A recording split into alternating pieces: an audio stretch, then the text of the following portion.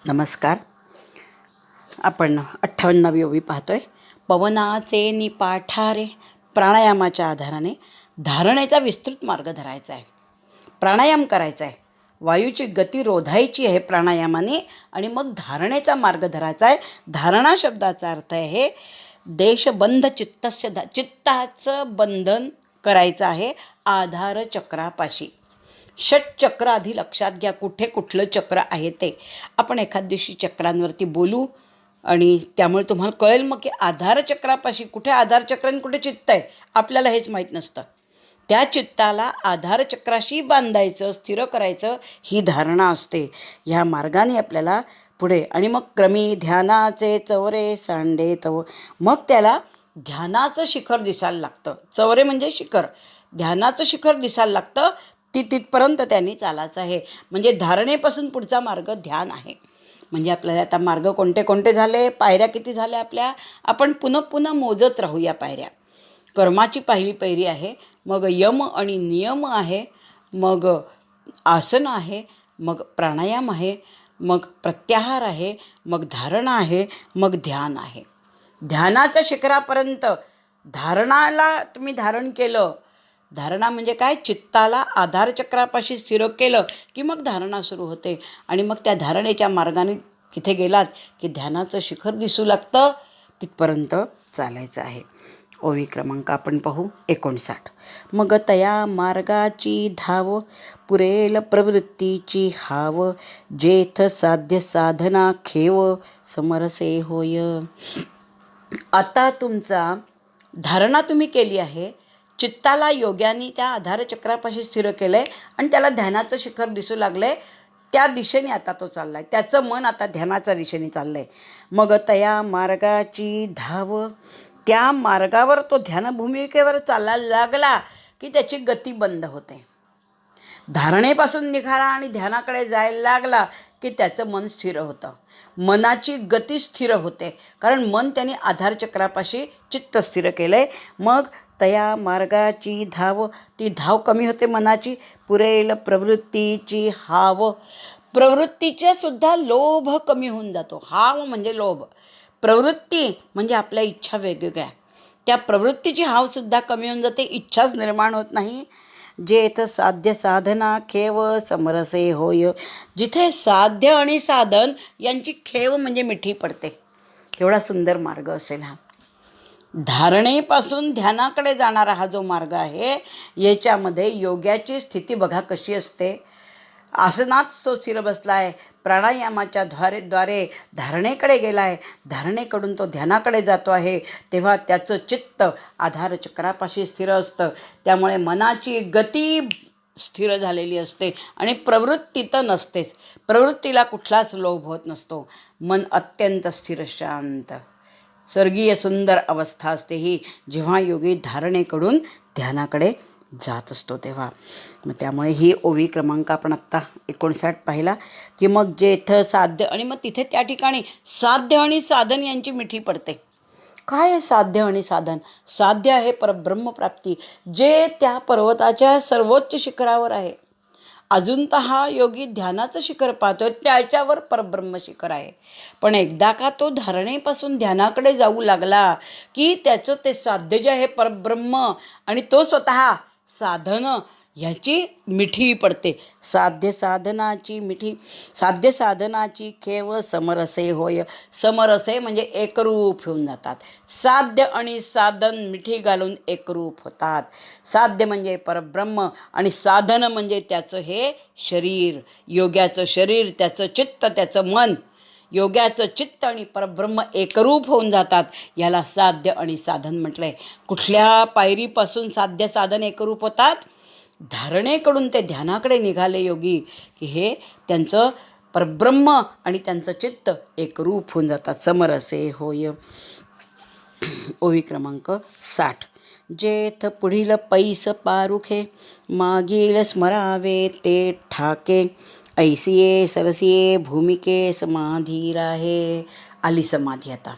धारणेकडून ध्यानाकडे गेले, चित्ताची गती कमी झाली, प्रवृत्तीची लोभ हाव संपला आणि त्याचं ते चित्त आणि परब्रह्म हे सायुज्य पावले त्यांची मिठी पडलेली आहे. म्हणजे निम्म्याच्या वर परब्रह्म ज्ञान त्यांना झालेलं आहे. पण आता समाधी कशी येते पुढे? पुढचं अंग आहे अष्टांग योगामधलं समाधी. जेथ पुढील पैस पारुखे, जेथे पुढे जाण्याची प्रवृत्ती बंद पडते. मग पैस, पुढील पैस पारुखे, पारुखे म्हणजे बंद पडतं. पुढील विस्तृत मार्ग किंवा पुढे जाण्याची इच्छा बंद होते. मागील स्मरावे, मागचं सुद्धा आठवत नाही. ते ठाके, ठाके म्हणजे थांबून जातं. म्हणजे मनाची पुढे जाण्याची गती पण थांबते आणि मागचं पण आठवत नाही. असा स्थिर होऊन जातो तो कुठल्या ठिकाणी? ध्यानाच्या शिखराकडे जाताना, धारणेकडून ध्यानाच्या शिखराकडे जाताना. त्यांनी डोळे मिटलेले असतात, भ्रुकुटी ठाई दृष्टी स्थिर असते. तेव्हा त्याला पुढे पण जात नाही त्याचं मन, आणि मागचं पण त्याला काहीही स्मरत नाही. अशा त्या सुंदर अवस्थेमध्ये योगी राहतो. मागील स्मरावे ते ठाके, मागचं स्मरत नाही त्याला. ऐसिये सरसिये भूमिके, अशा एका उत्तम भूमिकेवर, सरसिये म्हणजे सर्वोत्तम, सर्वोच्च, सर्वश्रेष्ठ भूमिकेवर समाधी राहे. तो समाधी स्थितीत राहतो. आली समाधी, अष्टांग योगामधली समाधी. कर्माच्या पायरीपासून चढत चढत चढत योगी समाधी अवस्थेपर्यंत आलाय. अतिशय सुंदर अवस्था आहे श्रोते हो. योग्याची समाधी अवस्था आपण फक्त कल्पनाच करू शकतो. आपल्याला कुठल्या जन्मात अष्टांग योग करायला मिळणार आहे आणि आपण समाधीपर्यंत पोचणार आहोत हे माहिती नाही आहे. पण एक महत्भाग्य आपल्या सगळ्यांचं की आपल्याला हे ज्ञान मिळत आहे. माऊलींनी सगळं सुरस सोपं सुलभ करून सांगितलेलं आहे. जे माऊलींनी ज्ञानेश्वरी सोपं करून सांगितलं आहे तेच मी तुम्हाला सांगते. माझ्या जवळचं हे काहीच नाही आहे. जे माऊलींनी हे इतकं गहन जटिल तत्त्वज्ञान सोपं करून सांगितलं आहे तेच मी तुम्हाला तुमच्यापर्यंत पोहोचवते आहे. सुंदर आहे पण समाधी अवस्था. त्या समाधी अवस्थेमध्ये चित्त हे आधारचक्राला जोडलेलं आहे. त्याला पुढची धाव नाही आहे मनाला, मागचं पण त्याला आठवत नाही. झाला आहे स्थिर तो, आणि ती समाधी स्थिती आहे. समाधी, समाधी साधन संजीवन नाम, शांती दया सम सर्वाभूती. सगळं निर्माण होतं हो तिथे समाधी अवस्थेमध्ये. काम क्रोधादी षड्रिपू गेलेले असतात. त्रिगुणांची ऐसिका तैसी असते. विषयांचा इंद्रियांशी संबंध तुटलेला असतो. काय सुंदर अवस्था असेल. जवळ जवळ परब्रह्माशी ते मिळालेले असतात, पण अजून परब्रह्मवरतीच शिखरावरती. अशा हे समाधी स्थितीचं वर्णन ज्ञानोबा माऊलींनी सुंदर केलेलं आहे. समाधी साधन संजीवन नाम, शांती दया सम सर्वा सुखी. शांतीची पै शांती निवृत्ती दातारू, हरी नाम उच्चारू दिधला तेणे. जिथे तिथे गुरु सद्गुरु सद्गुरु सद्गुरु. सुंदर समाधी अवस्था. ओवी क्रमांक आपण 61 पाहूया. ओवी क्रमांक 61. येणे उपाये योगारूढ, जो निरवधी जाहला प्रौढ, तयाचिया चिन्हाचा निवाड सांगेन ऐके. आत्तापर्यंत आपण अष्टांग योगाच्या पायऱ्या पाहिल्या. एक विशाल विराट पर्वत आयुष्याचा व सर्वोच्च शिखरावर परब्रह्मज्ञान आहे. पायथ्याशी कर्म आहे. मग यम नियम आसन प्राणायाम प्रत्याहार धारणा ध्यान समाधी. समाधीपाशी योगी स्थिर बसलेला आहे. किती किती वर्ष योगी त्या समाधी अवस्थेत राहतो. कारण मनाची धाव पुढे मागे बंद पडलेली असते. 12 वर्ष. गहिनीनाथ निवृत्तीनाथ हे लोक 12 वर्ष. जालंधर स्वामी 12 वर्ष समाधीत राहिले होते. 12 वर्ष समाधी अवस्था, सर्वांग सुंदर अवस्था.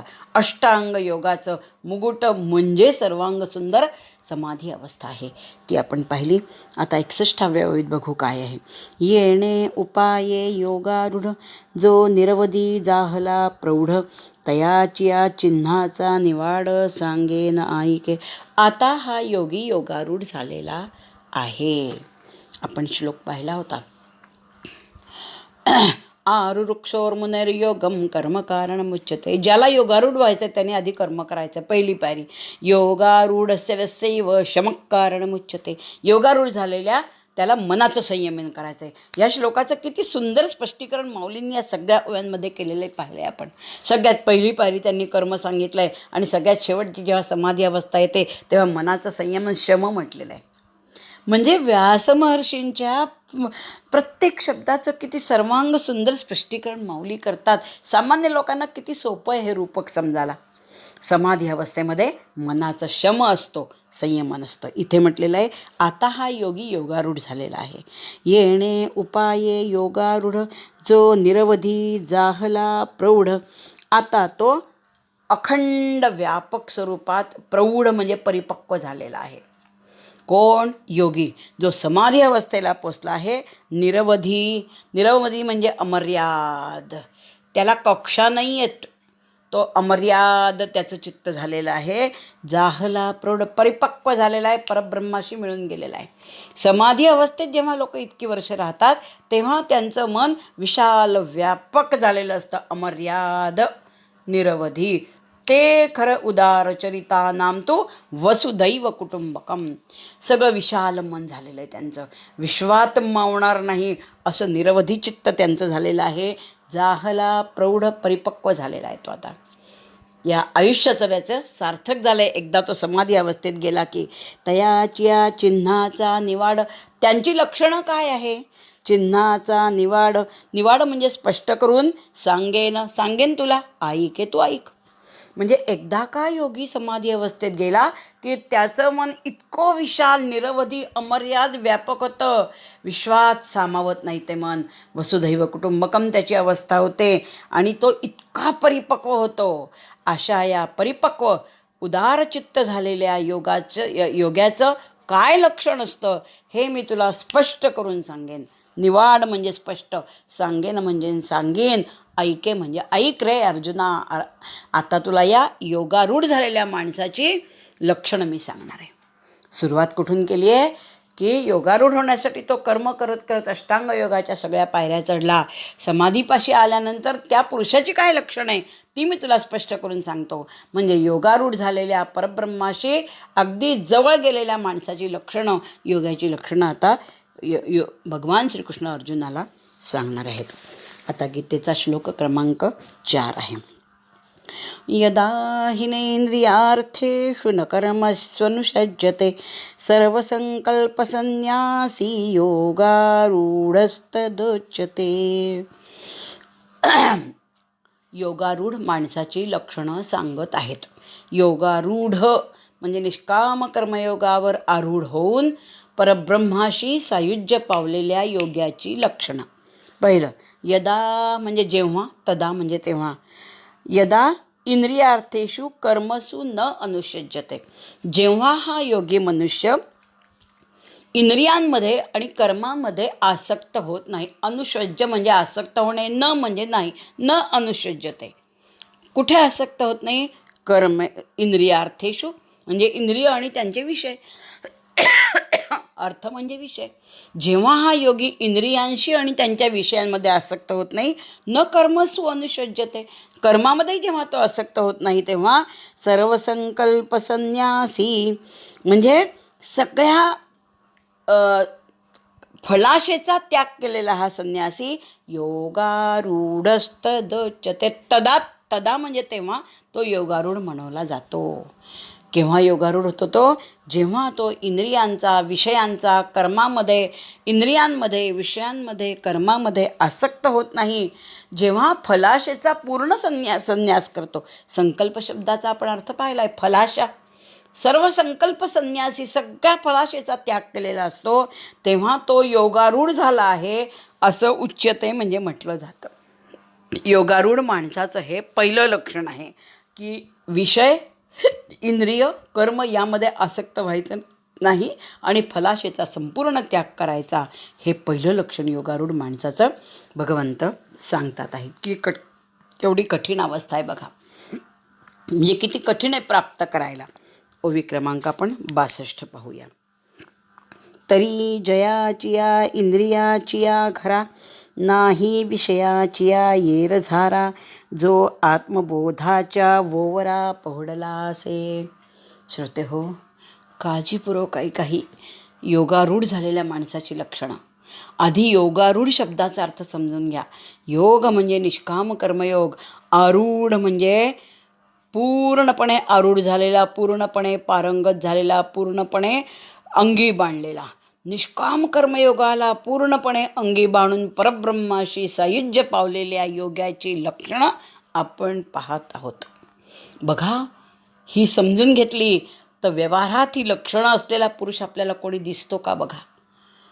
खूप ज्ञानदृष्टीने त्यांना निहाळावं लागतं, कारण ते आपल्याचसारखे असतात. 2 हात 2 पाय सामान्य माणसासारखे वावरत असतात. कुठेही चेहऱ्यावर अहंभाव नसतो, असा अहंकार नसतो काहीच. सामान्यात ते सामान्य होऊन ते राहतात. त्यामुळे अशा योग्याला ओळखण्यासाठी ही लक्षणं माऊली देतात. ते आता त्यातलं पहिलं लक्षण त्यांनी सांगितलं आहे की जो विषय इंद्रिय कर्म यामध्ये आसक्त नाही आहे आणि जो निष्काम फलाशेचा ज्यांनी संपूर्ण त्याग केला आहे असा तो असतो. आता 62वी ओवी म्हणताय, तरी जयाचिया इंद्रियांचिया घरा नाही विषयांचा येरझारा. ज्यांच्या इंद्रियरूपी घरामध्ये विषयांच्या येरझारा होतच नाही. आपली घरं असतात, आपल्या घरामध्ये वायूच्या येरझारा असतात. कधी छान वारा झुळूक, कधी मंद वारा, कधी उकडतं, कधी गरम वारं, अशा वायूच्या येरझारा असतात. इथे माऊली म्हणतायत त्यांच्या इंद्रियांच्या घरामध्ये विषयांच्या येरझारा होतच नाही. आपल्यासारख्यांच्या इंद्रियांचे विषय जोडलेलेच असतात, पण त्यांच्या इंद्रियांच्या घरामध्ये विषयांच्या येरझारा होत नाही, म्हणजे इंद्रियांना विषय लागतच नाही. जो आत्मबोधाच्या वोवरा पहुडला असे, जो आत्मज्ञानाच्या ओट्यावर पहुडलेला आहे. वोवरा आसनावर, ओट्यावर, आपल्या ओटाच म्हणू आपण त्याला. वोवरा ओट्यावरती, अंथरुणावर, बिछाण्यावर पहुडलेला आहे असा हा योगी आत्मज्ञानाच्या ओट्यावर पहुडला असे. कारण विषय त्याच्या इंद्रियांकडे फिरकत पण नाही, आत्मज्ञानाच्या ओट्यावर तो पसरलेला आहे. असं हे या योगाचं लक्षण आहे. आज आपण इथे थांबूया. इत्तलम.